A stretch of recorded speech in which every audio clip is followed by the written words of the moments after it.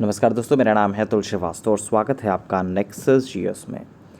समीक्षा अधिकारी री एग्ज़ामिनेशन जिसका एग्ज़ामिनेशन डेट जो है वो दिसंबर 2024 में है, उसके लिए लगातार नेक्सस जीएस की तरफ से एक टेस्ट सीरीज़ चलाई जा रही है और इस टेस्ट सीरीज़ का उद्देश्य है जीएस के 140 प्रश्नों में कम से कम 70 प्रश्न आपको डायरेक्टली इसी सीरीज़ से प्रोवाइड किए जाएं। और इसमें करंट अफेयर्स के भी प्रश्न हैं और जीएस के भी प्रश्न हैं। जीएस का मतलब होता है प्रत्येक सब्जेक्ट, जितने भी सब्जेक्ट आपके एग्जामिनेशन में आ सकते हैं उन सारे सब्जेक्ट को कंबाइन करके जो जो टॉपिक इम्पॉर्टेंट है उनसे रिलेटेड जो क्वेश्चंस हैं जो आगामी एग्जामिनेशन में पूछे जा सकते हैं उन सारे क्वेश्चंस को इसमें लिया जाता है। खैर, शुरुआत कर देते हैं। विश्व की सबसे ऊंची माउंट एवरेस्ट को फतह करने वाली सबसे कम उम्र की भारतीय पर्वतारोही हाल ही में कौन बनी है? तो काम्या कार्तिकेयन बनी है। विश्व की सबसे ऊंची चोटी माउंट एवरेस्ट को 29वीं बार फतह करने का रिकॉर्ड हाल ही में किसने बनाया है? तो कामी रीता शेरपा ने बनाया है। देखिए, माउंट एवरेस्ट कितना बड़ा है, मतलब माउंट एवरेस्ट से ऊंचा कुछ है नहीं, लेकिन उसको भी 29 बार फतह करने का रिकॉर्ड बना दिया है। कितनी बड़ी बात है। अगर इसमें आपको एक मोटिवेशन देखना है तो आप ये देखिए कि अगर आपके अंदर दृढ़ संकल्प है और अगर आप कुछ करना चाहते हैं तो समय के साथ आपको प्रैक्टिस करनी पड़ेगी। इन्होंने भी बहुत ज़्यादा प्रैक्टिस की होगी तभी आज ये मुकाम हासिल किया है जो कि किसी ने नहीं किया है। इतनी बार चढ़ाई करना बहुत बड़ी बात होती है। तो अभी भी आपके पास समय है, उस समय को यूटिलाइज करना है। किस देश ने हाल ही में अपनी नई मुद्रा जिर्ज पेश किया है? जिम्बाब्वे ने।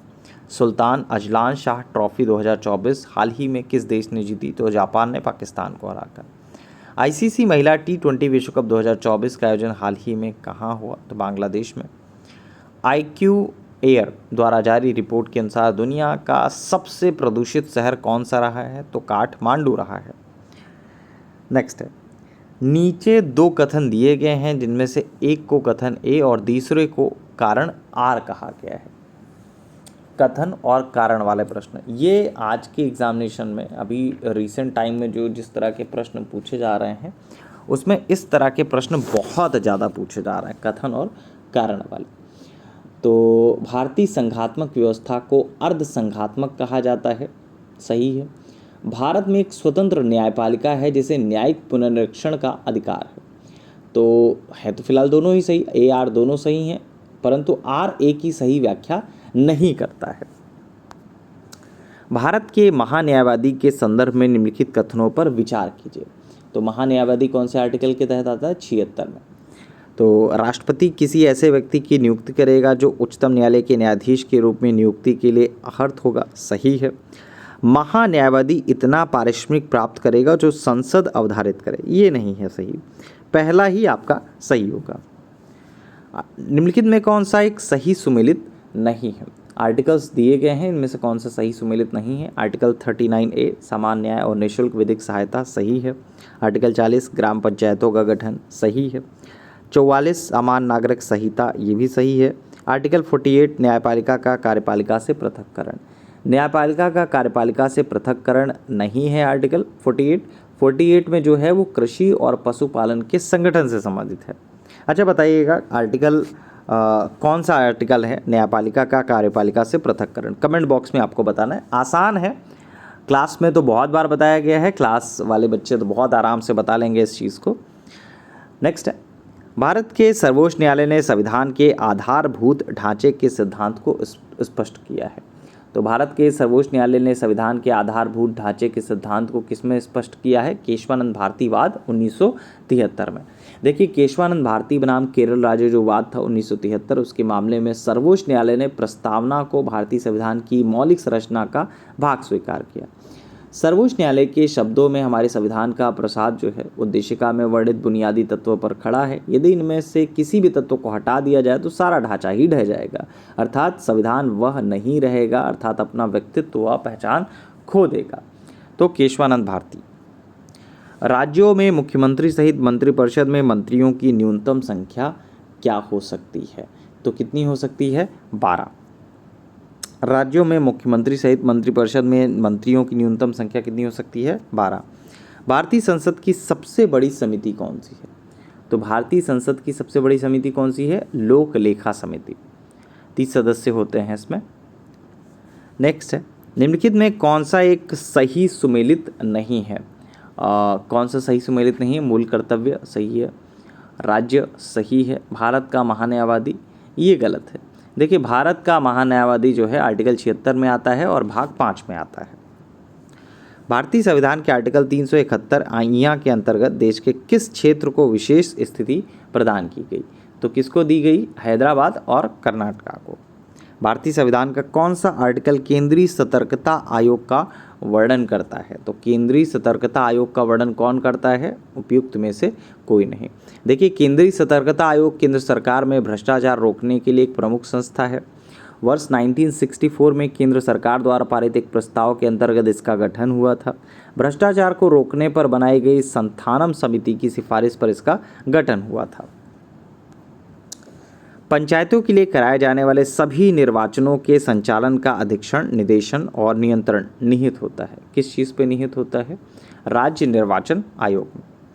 निम्न में कौन पदाधिकारियों को हटाने में संसद की कोई भूमिका नहीं होती है? कौन से ऐसे हैं जिनमें संसद की भूमिका नहीं होती? उच्च न्यायालयों के न्यायाधीश सही है, उच्चतम न्यायालय के न्यायाधीश सही है, अध्यक्ष संघ लोक सेवा आयोग, इसमें आपका जो पदाधिकारी हैं इनको हटाने में संसद की कोई भूमिका नहीं होती है, तो अध्यक्ष संघ लोक सेवा आयोग को नहीं हटा सकते। नेक्स्ट, निम्नलिखित में कौन सा संविधान के आर्टिकल 3 के तहत संसद ने के कानून द्वारा संभव नहीं है? तो संसद के कानून द्वारा इसमें से कौन संभव नहीं है? नए राज्यों का गठन सही है, राज्यों के क्षेत्र में परिवर्तन ये भी कर सकते हैं, राज्यों की सीमाओं में परिवर्तन ये भी सही कर सकते हैं, नए राज्यों का प्रवेश ये नहीं कर सकते हैं। भारतीय संघात्मक व्यवस्था में तृतीय तल कब जोड़ा गया? तो तृतीय तल कब जोड़ा गया? 1992 में। संविधान के किस भाग में पंचायती राज व्यवस्था संबंधी प्रावधान दिए गए हैं? तो कौन से में दिए गए हैं? 9वें में दिए गए हैं। 73वें संविधान संशोधन अधिनियम 1992 द्वारा संविधान के भाग 9 के तहत पंचायतों को संवैधानिक दर्जा प्रदान किया गया। इसमें आपका पंचायतों को स्वशासन की संस्था जो है स्वीकार किया गया। कुछ अधिनियम है, भारतीय शस्त्र अधिनियम 1878 का है, शाही पद अधिनियम 1876 का है, भारतीय उच्च न्यायालय अधिनियम 1861 का है, भारतीय विवाह विच्छेद अधिनियम 1869 का है। 2143 मतलब डी ऑप्शन सही होगा। निम्नलिखित में कौन सा पदार्थ वृक्ष से प्राप्त किया जाता है? तो इनमें से कौन सा वृक्ष से प्राप्त किया जाता है? तो पहला ही आपका हींग जो है पौधों से प्राप्त किया जाता है, या जिस पौधे से प्राप्त की जाती है वो आपका अम्बली फेरी कुल से रिलेटेड है। मानव मस्तिष्क के बारे में निम्नलिखित कथनों पर विचार करना है आपको। तो मस्तिष्क हृदय गति को नियंत्रित रखने के लिए उत्तरदायी है, सही है। यह शरीर के संतुलन के लिए उत्तरदायी है, ये भी सही है। 1 और 2 दोनों सही है, सी ऑप्शन सही होगा। निम्नलिखित में कौन सा विटामिन मनुष्य में रक्त के जमने के लिए जिम्मेदार होता है? तो विटामिन के होता है, सभी को पता है। मानव आहार में पालिश किए हुए चावल के उपयोग से निम्नलिखित रोग हो जाता है। कौन सा रोग हो जाता है? बेरी। देखिए, मानव आहार में पालिश किए हुए चावल के उपयोग से बेरी रोग हो जाता है, क्योंकि पॉलिश करने से चावल के छिलके में उपस्थित विटामिन B1 आहार में उपलब्ध नहीं हो पाता तथा छिलके के साथ चावल से पृथक हो जाता है। मानव शरीर में प्रोटीन का पाचन निम्नलिखित में से किस अंग से प्राप्त होता है? तो किस अंग से प्राप्त होता है? अमाशय से प्राप्त होता है। समुदायों का पूर्ण क्रम जो क्रमशः एक निश्चित स्थान पर बदलता है क्या कहलाता है? ये आपका सीयर कहलाता है। निम्नलिखित में से किस प्राकृतिक पदार्थ में लौह विद्यमान होता है? कौन से प्राकृतिक पदार्थ में लौह विद्यमान होता है? तो मायोग्लोबिन में लौह विद्यमान होता है। सुपोषण के बारे में बात करें, जिसको यूट्रोफिकेशन कहा जाता है, निम्नलिखित में कौन से कथन सही हैं? तो ये जल में घुलित ऑक्सीजन को कम करता है, सही है। यह जल निकाय के पोषक तत्व संवर्धन की घटना है, ये भी सही है। 1 और 2 दोनों सही होंगे, सी ऑप्शन सही है। कुछ पदार्थ हैं, उनके अनुप्रयोग के बारे में बात करें तो कॉपर सल्फेट को नीला थोथा कहते हैं, जिसका उपयोग कवकनाशी, शैवालनाशी आदि के रूप में होता है। ईओसिन के बारे में बात करें तो इसका उपयोग लाल स्याही के रूप में होता है। सिल्वर आयोडाइड, पोटेशियम आयोडाइड तथा शुष्क बर्फ या ठोस कार्बन डाइऑक्साइड का प्रयोग कृत्रिम वर्षा या आर्टिफिशियल रेल या मेघ विजन या क्लाउड सीडिंग में किया जाता है। जिंक फॉस्फाइड का जो प्रयोग है वो आपका कृंतकनाशी के रूप में होता है, सी ऑप्शन सही होगा। उत्तर प्रदेश पीसीएस प्रीलिम्स 2024 के लिए प्रचंड बैच स्टार्ट हो चुका है आखिरी 60 दिनों के लिए। 27 अगस्त 2024 से ये बैच चल रहा है और आपको अभी एक ही क्लास छूटी है और इससे संबंधित सारी की सारी जानकारी इसी वीडियो के डिस्क्रिप्शन बॉक्स में आपको मिल जाएगी या हमारे टेलीग्राम चैनल पर आपको इससे रिलेटेड सारी की सारी इन्फॉर्मेशन मिल जाएगी। इस बैच से जुड़ने के लिए जो हमारा व्हाट्सअप नंबर है 7080540001 या 6390540001। इस बैच की फ़ीस सिर्फ 2000 रुपये रखी गई है। चलिए सारी डिटेल्स जो है इस वीडियो के डिस्क्रिप्शन बॉक्स में आपको मिल जाएगी। अगर आप यूट्यूब पे देख रहे हैं तो, फेसबुक पे देख रहे हैं तो पिन मैसेज पर जाएंगे, वहाँ पे आपको दिख जाएगी सारी details. Thank you so much.